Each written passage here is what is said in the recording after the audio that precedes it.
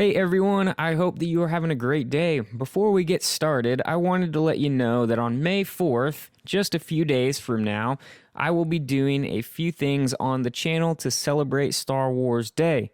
Check the description for more specifics, but I hope that you stop by and celebrate Star Wars with me on Monday. Let's jump into today's video. We're covering Shattered, the third part of the Siege of Mandalore arc, the Order 66 episode. So buckle up, it's gonna be emotional. The episode begins with the arrest of Gar Saxon and his men and the cleanup of the previous battle. Obviously, at some point, Gar Saxon will become the Empire's ruling representative on Mandalore, because that's where we see him in Rebels. But for now, he is in custody of the clones. Bo-Katan commends Ahsoka on her capture of Maul. She tells Ahsoka that she's succeeded where many have failed. To which Ahsoka responds, "I've learned from the best." Ahsoka really has become the character that she is because of so many impressive influences. Anakin, Obi-Wan, Plo Koon, Rex, and even Bo-Katan herself. Rex tells Ahsoka that the council is waiting for her. She heads towards the meeting hoping to see and speak with Anakin, as Rex told her that he was there when he left the meeting. This meeting is pulled straight from Revenge of the Sith, and it's on the cusp of galaxy-changing events. At this moment, Anakin is on his way to talk to the Chancellor and ultimately find out that the Chancellor is Darth Sidious. I'm forever gonna watch this scene in Revenge of the Sith knowing that also Ahsoka is about to enter the meeting after it cuts in Revenge of the Sith. So cool. The council thanks Ahsoka for her service, but Ahsoka is quick to tell them that for now, it was as a citizen, not a Jedi. After everyone signs off, Yoda lingers because he senses that Ahsoka has something else on her mind. This would have been a great moment for her to share what Maul had said about Anakin. But obviously she's still in disbelief, so she doesn't share it. Maul is brought to a shuttle by Bo, Ursa, and other Mandalorians. He's contained in an old Mandalorian imprisonment chamber for Force-wielding maniacs, as Bo says. And this was the last of these devices. Ahsoka and Rex board the shuttle to the Venator-class Star Destroyer, and their next stop is Coruscant. Well, in theory. From here it becomes silent and eerie. None of the clones speak. Occasionally we see Maul's eyes that tell a story of anticipation for what's about to come. Until finally, on the bridge, Ahsoka and Rex have a touching and heartbreaking, because we know it's about to happen, conversation.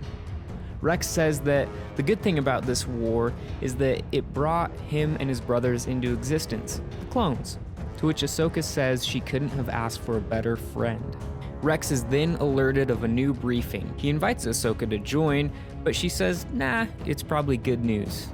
Yikes. Moments after this, Maul and Ahsoka both sense what is happening on Coruscant in Chancellor Palpatine's office, and we get the moment when Mace Windu is killed by Anakin and Palpatine. The audio from this scene is pulled straight from Revenge of the Sith, with the exception of Matt Lanter's Anakin spliced in with Hayden Christensen's What Have I Done?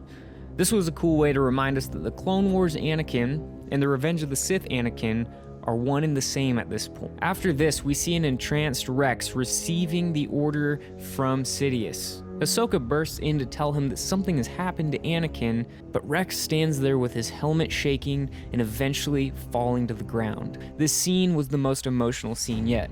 Maybe in all of Clone Wars. We knew it was coming, yet I don't think any of us were prepared for it. Rex orders his clones to stand down, that he'll do it himself.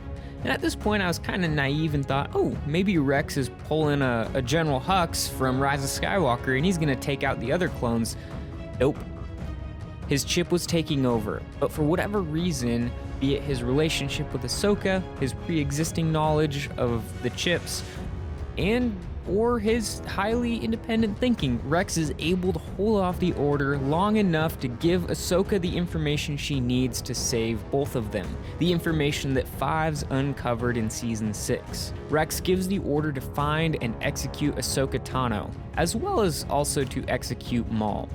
The shock troopers head to kill Maul, but Ahsoka intervenes and takes out those shock troopers, rescuing Maul. However, she's quick to say that it's not a rescue mission, She is simply releasing him so that he can cause a distraction for her. And one of my favorite moments between the two is when Maul asks for a fighting chance. He's asking for one of her lightsabers maybe, and she simply says, "I'm not rooting for you." Ahsoka stumbles on some astromech droids who are willing to help her despite the danger. And this scene was cool because it was a reminder that Ahsoka has always been fond of droids and has always had good relationships with the droids of the Republic. I'm just glad that she quit calling R2 R2-y. Meanwhile, Maul is doing his job of creating chaos well and just demolishing the clones that are attempting to stop him. And one thing that I think they did well with Maul this season is show us how immensely powerful in the Force he is. Maul has typically been a dark side user highlighted for his impressive combat abilities with a lightsaber. But these episodes ensure that we also know of Maul's capability without a lightsaber as well. Eventually, Ahsoka uses the Force to reach into Rex's mind. She and the droids are able to locate the chip in Rex's head.